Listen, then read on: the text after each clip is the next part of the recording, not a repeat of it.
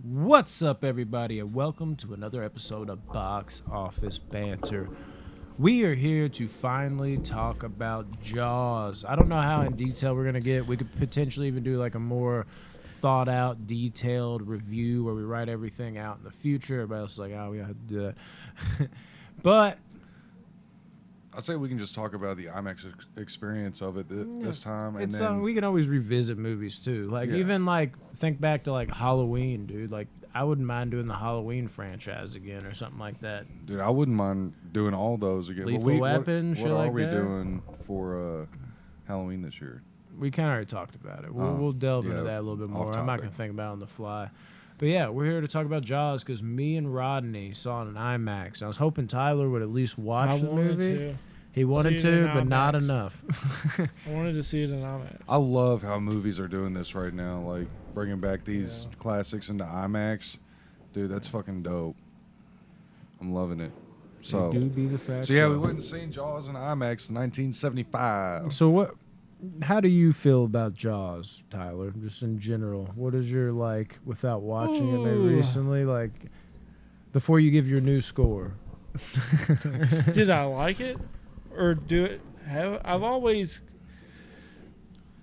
respected Jaws, and just knowing it's your favorite movie of all time, I have to joke fun at it. I was gonna say that for the end, but all right. Well, if they've watched the top 50, no, it's okay. Yeah, it's a good movie. I mean, I don't have any like good? hate. I don't really have any hate on it. With like what they pulled off that time with that, scaring everybody with not even showing the monster, the POV. That was a game changer. And then later on, POV would become a porn term. Mm-hmm. Yes, is that Which how spawned it came? from Jaws? Yeah, that's how. That's how I came. I know that. I can't tell if y'all are fucking with me or not. I fucking. Did they have POV porn back in the stuff? No. That's another story. You for wouldn't another know. time, I think. POV didn't start till like 1987. late 2000s, like early teens. This was, you're talking about Right, specifically back to Jaws. porn. Yes. Speaking of the Jaws, have you seen the Jaws on Alexis, Texas? No, it's like damn segue. So are you saying that like it's good, but you think it's probably a little overrated, or where are you at with it? Out of curiosity, you can't give your rating. I didn't even watch it, and you're binging me with these fucking questions. Yeah, dude. I picked all these questions up off of Bing. That's the internet search engine I use. Old school. Thought my washer just died. Sorry. So where we at with it? You're breathing heavy. Your glasses are fogging up. I know, dude. It's a lot of pressure. I don't think it's. You may be a little tad bit overrated. Okay, so he speaks. Yeah. What about you going into this experience? I've always liked Jaws a lot. Always. But Just because like butt. the classic of it, it did basically like, I know there's been creature features before Jaws. You know, there was a whole monster universe before Jaws in the 30s and 40s and shit like that, but something about this movie changed the game completely. Probably the POV shots. It's the first blockbuster, like official. Yeah. It's just, dude, to me, it's always been a great movie, like beyond great. This was actually, I don't know if y'all knew this, the first movie Blockbuster sold.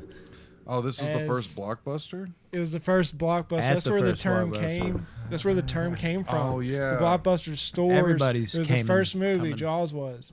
And so they called Jaws the first Blockbuster. In the movie. And now they do, they keep there the term going. There is a Blockbuster going. in the movie. Mm-hmm. That'd be cool if that was true. It's on a small island in the distance.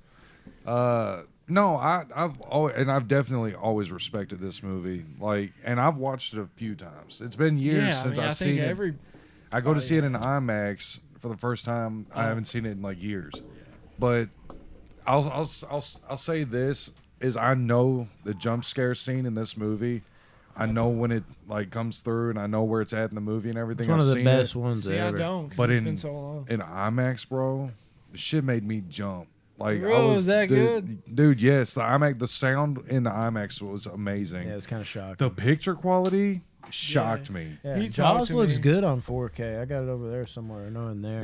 Dude, in IMAX, it looked really good. It's looking crisp. It's probably already been given away. Yeah. Not to me, though. Not to me. I don't know who. Maybe Josh. No, probably not. Yeah. Josh hates Jaws. It's I wish he was here. I know. I wish he dude. was here so I bad, don't Josh. understand it. Maybe he should just give his own You know, personal. one big worry I had about seeing this in IMAX with the restoration was how, Animatronic, though. yeah, Shark fucking, is Bruce? it Chuck? Bruce.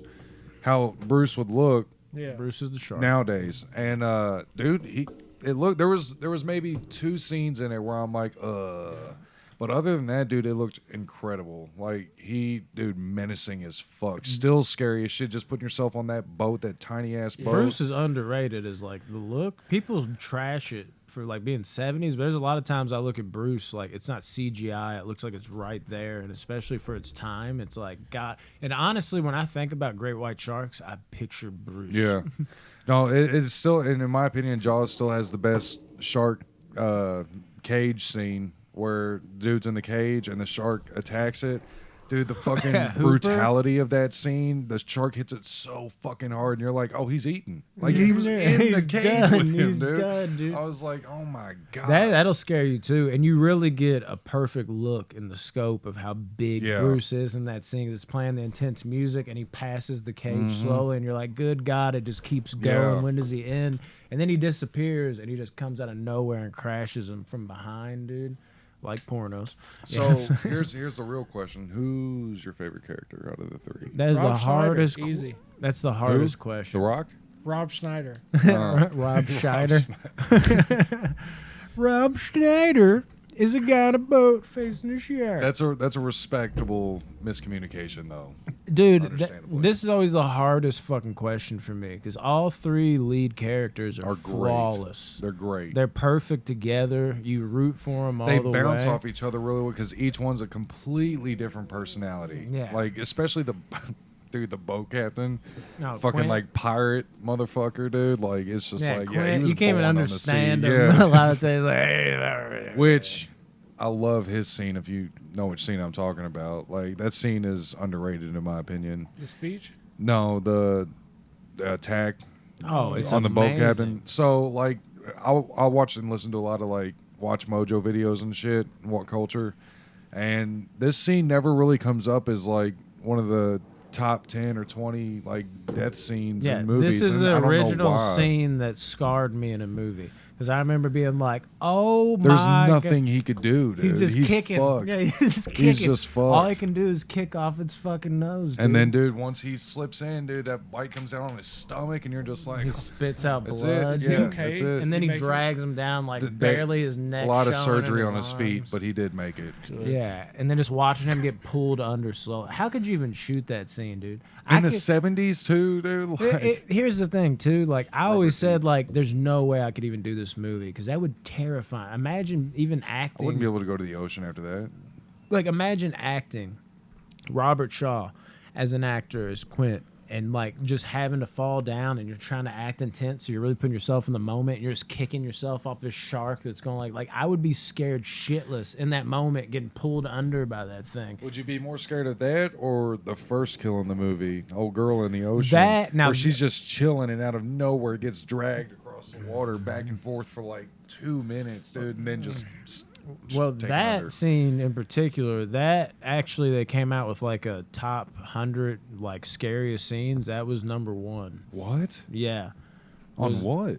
On like it was like I think they released on like Bravo or some shit. Like No way. yeah, they had the meat cleaver scene with Leatherface. I think that was like number 5. or Dude, I some would have shit. put that at number 1. But number 1 was That that sounds so because brutal. at the time the impact it had, and it was just like, what is even happening right now? You didn't even see the shark yet. Yeah. She's just getting yanked around, and her acting is flawless because she even like broke her, I think her arm or her shoulder because she was getting yanked around so hard, and then her just be like catching her breath, like I just got pulled under by something. What happened? And then she gets dragged again, and then she just gets yanked around like hard as shit. And then all she can do is like hang on to the fucking, what do you call that fucking thing? Buoy. Yeah, that was about to say it's the buoy, ain't it? And she's just like holding like, oh, like I'm gonna hold myself up. Like there's no way because what's pulling me weighs tons. And you got to think too, like it's pulling her because it's like biting her fucking legs, so her legs are fucked. Like there's no kicking her legs. Like she's only got her arms to use. Like Oh, yeah. what a shitty situation, dude. That's why sharks scare me more than anything. It's not just this movie, but it's not only getting ripped apart by a literal monster. Because if we didn't know sharks existed, like if we just ran, like say tomorrow that thing swam up and did that to that girl and no one knew what it was, and that's kind of social media would be on fire. And that's kind of what it was at that time. Is people didn't know sharks got down like that and they got that big. People were blind to that at that time. They're like, "What the fuck am I looking at?" So it almost felt like a fucking intense monster alien. So you're getting ripped apart by that and it's simultaneously drowning. Like that is my worst fear. It's not drowning. Like, well, add a shark onto that. 'Cause you I don't get know both. if I'd rather get attacked by a shark or a crocodile, because crocodiles Spin like drown you. you by spinning you and shit, dude. Like rip your tendons and like you're fucked. You know, I mean, I'll beat the shit out of both, but Yeah, you know, for sure.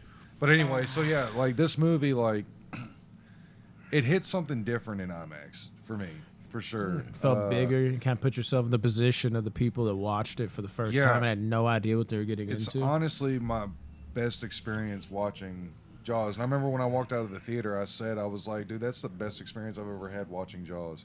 Like, I was so into it and I was so involved in it. Like, it just, every scene, like the fights that they had, the dinner table scene, which I think is an Phenomenal. underrated monologue scene. I don't know why that never gets talked about. That's a great scene between the three characters. It was actually rated number 1 on the best speeches of cinema history. Oh, shit. I must have missed on that. Bravo or Bro- something. Yeah, bravo. Well, bravo, Tyler. Yeah. No, What a callback. that's the thing about this movie. This movie's got such amazing dialogue and great fucking chemistry amongst everybody. And Lorraine Gary is amazing as the wife, too, dude. What about the score? The musical The score music. is Fucking it's John Williams, bro. debatably the best score ever. It was actually rated number 1 as the best best score of all time. On No, Bravo the more I or talk about, something. the more I talk about it, though, the more like this movie is so pivotal to cinema, or pivotal for cinema, just because like there's so many scenes in it that I'm talking about now where I'm like, okay, so that's underrated. That's underrated. I don't remember this being that good, you know. And it's like, okay, so this movie really is like It's insane. Well, like Brandon said, people weren't expecting this. Like, They like were scared The Exorcist. shitless. And it, like Exorcist or something, they're like, okay, but that's probably not going to happen. The same thing happened to me when I was a kid. I'll never forget watching movies like Exorcist, watching like whatever horror movies I'd seen prior or whatever. I'd always turn to my dad or mom and be like, yeah, but that's not real, right? Yeah. And they'd be like, no, that never happened. That's not real, right? Oh, that never happened. Watch Jaws. I'm like, that's not real, right? He's like, it might happen. And I was like, what? These exist? Like, I didn't know what sharks were at like 4 years old. I was like, what the fuck? That's out there? I'm never going in the fucking ocean. They just ruined your whole ocean experience. It's fucking insane. Until you get older, and then you'd be like, oh, no, shit. dude. Then you get either more scared or you're just like, It's not I'm just more the scared. dialogue. Are you talking specifically about when Richard Dreyfuss comes in again? It's such a well-paced movie, too. I'm talking about the scene in the undercarriage of the boat where they're all at the table. I'm Oh, you were pretty sure talking they're about all that. drunk. I thought when you were they're talking all- about when Richard Dreyfuss came in and Brody was like drunk at the dinner table and Dreyfuss was like, we got to do something about this. And he met him for wine. Oh no, that's a great scene, too. No, I'm talking about the one on the boat though. But Yeah. that scene, I It's was blown away amazing. by how And- good that was. And I love it too because it's like in that moment before then too. I love the moment like Brody has with his kid where he's like his kid's mimicking him. Everything he does, he's like doing this, and he looks over and his kid's doing it too, and then he starts like doing certain shit. It's just you really felt the family camaraderie there for sure. Look, I'm trying to think. Like the first time you really get to see Bruce, though, I was really hyped to see that in IMAX. You only catch like a quick glimpse of him, and that's one of the most haunting death scenes I've ever seen too. Is Alex Kittner. He's the one that's on the yellow fucking raft, and when he goes out there, oh yeah, you kind of see him. And You talking about the boy? The yeah, little boy? and I love Brody in that scene because Brody, dude, He knew from I fucking love Brody in this movie. Oh, with, he's like, a- passion, dude. yeah. It's like he's one of my favorite characters. That all he's three got of these kind of a guys quiet are. role though. I know. I think we talked about this Yeah. after the movie. His role, like he doesn't have that many like lines of dialogue as you would think. Mhm. But it shows you how much of like a man like he is. Oh, 'Cause yeah. he's sitting there like he's pleading with the fucking like Mayor Vaughn or whatever. He's just fucking like nah. And then of course he's being a dickhead about it. And then finally he's like, okay, like I'll keep a lookout, whatever the fuck. And there's people coming up to him as he's the fucking, chief of police, which I love his line. It's just like, what can we do? It's like, Is that who you're talking about? no, that's his son. He's like, I can do whatever I want. I'm the chief of police.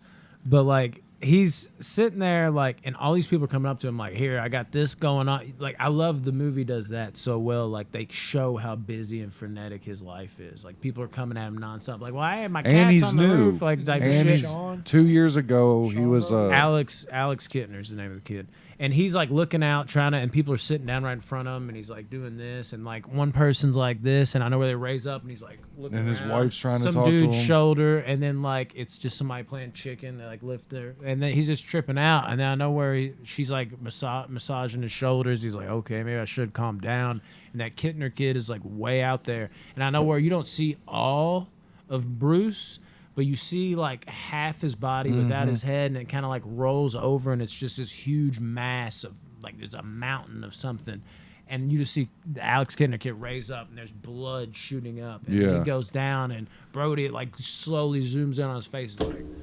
holy shit, and like he knew right then and there.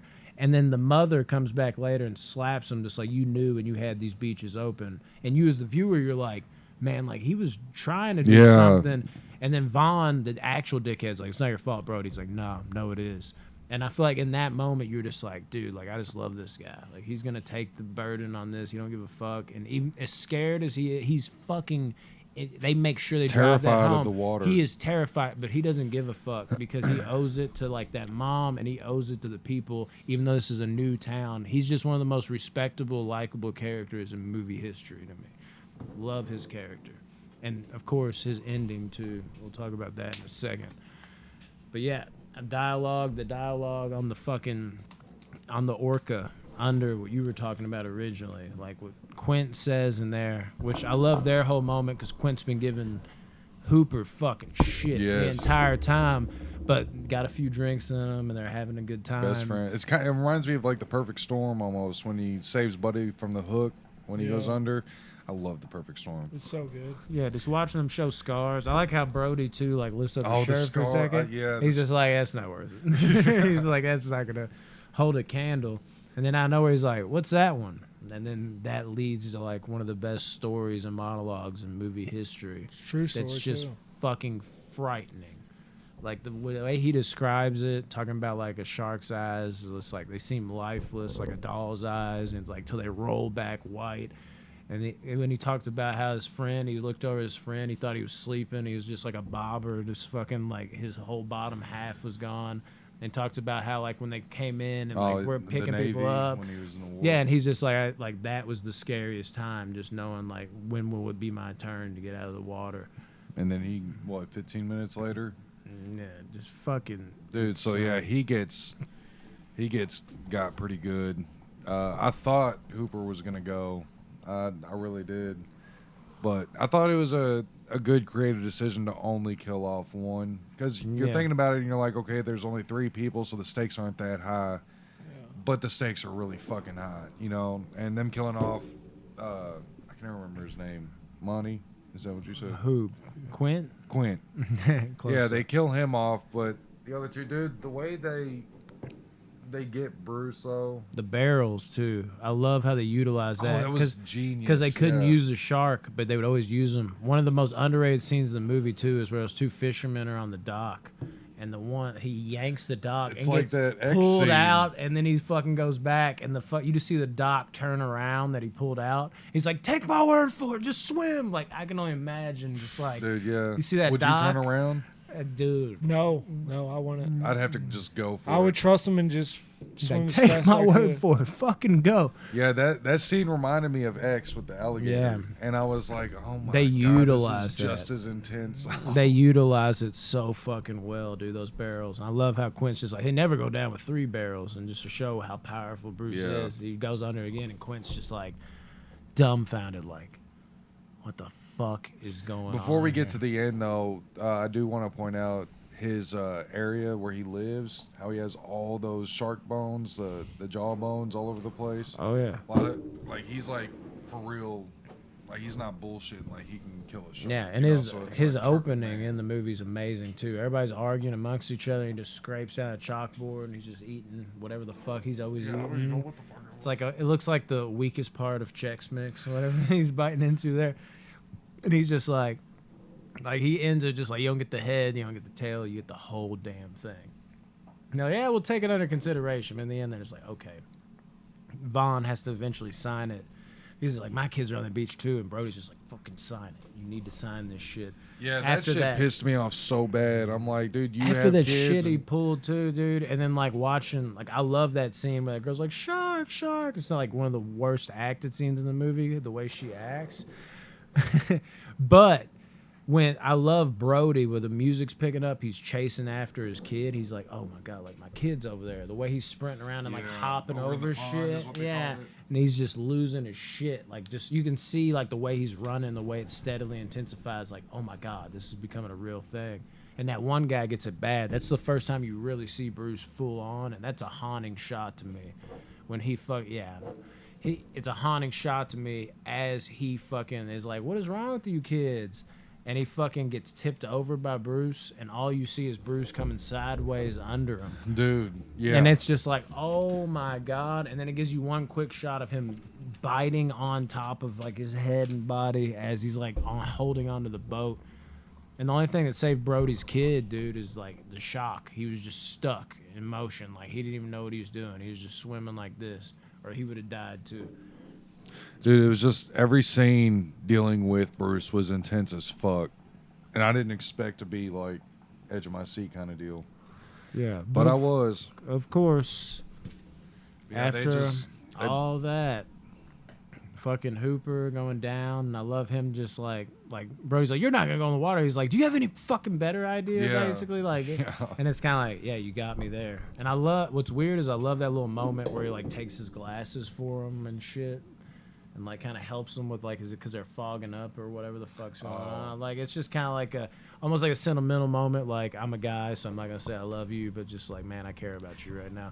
Like it's just a good little connection piece. And then of course what we talked about down there, and then with the boat sinking after that, Brody like going down. We're gonna need a bigger boat. Yeah, that of course you gotta talk about that. It's got like 2 or 3 of the most iconic lines in cinema. Yeah. But when it's going down, dude, I fucking love it. Just Brody there, he almost fucked up with the tanks earlier where Hooper's like, God, Brody, like you gotta pull the right string. Yeah. All that shit. And him going, like being down there, like trying to like do whatever he's doing down there. I can't remember the moment. It's half underwater and Bruce crashing through the glass and he's just fucking tossing the fucking, because he knows handling that boat too, it'll honestly. fucking blow up, dude. You think there's no chance left for these guys, and you see the island too. That's the thing, is you see the shoreline from where they're at, so you're like, oh, okay, they're cool. But the boat sinks before they get to that shoreline. And you're like, they're fucking running it into the ground because he's on some like, I'm going down with the fish shit. Right. And everybody else is like, well, thanks for fucking me over there. Like, I would be so fucking bad, dude. But at the same time, it's like, what good will it do? We got to find a way to survive. Anger creates adrenaline. Yeah. Beat the shit out of the Bruce. But when that boat's tipping sideways and Brody like goes like the very end of it, just gets as far up as he can, and is just like hoping like a prayer he's gonna fucking blow up that fucking tank. There's something that's like, it starts off where he's like stabbing it and Bruce like munches on that shit. And then he's just got like one fucking chance, dude. And something about just watching that come and like fucking, of course, him facing his fears, about to go in the water with the fucking biggest monster maybe ever put to screen, and him just watching him just screaming as it's coming near him, knowing this is it, all or nothing, and he has to make the shot. And he's just like, blow up. He's like, damn it, blow up. He's like, blow up, damn it. And then out of nowhere, he's like, smile, you son of a bitch, and just fucking blows it up, dude. And his face just explodes. Yeah, and his reaction is like, ah, like you feel that with him, like, I did it, holy shit. It's just fucking epic, dude. It's fucking amazing. And Jaws' son just comes up and eats them both. That'd have been some shit. He's like, ends dun. This one's Gary. Yeah. Like that was the baby shark, and the mom shark shows up at the very end. The shark's like, you know what I'm gonna do. It's like, baby. Oh, here we go. Yeah, it's. So where are we at score-wise, Tyler? 8. He ate a lot of people. Yeah. 5. 8.5. Yeah. Respectable. 8.5. 8.6. 8.55. Okay. How many 8s and 5s? 8.55 to be exact. Yes. Correct. So it's a good movie, but And wait, 8.5 is not great to you? What's great? Usually. Well, What's great? There's not that many great movies, but above a 9. Really? If I give a 9 to anything, 8.5 to 8.9 is great, but like 9 8, to 10's 8 5, masterpiece, yeah. like. And if you get over a 9, 10's masterpiece. 9's 10's like think of any really 9's great. 10, I best of the can't. year I've type never shit. given a 10 just because there's always gonna be something better. I think. So like, It's a terrible way to look at things. I rarely ever give a 9.9. Got to give each movie its own momentum, its own drive. You know how I feel about it. This is my favorite movie of all time. We might do an even more in-depth one eventually. I know Adam Marcus directed Jason Goes to Hell, talked about maybe coming on and talking about it because it's one of his favorite movies ever, too.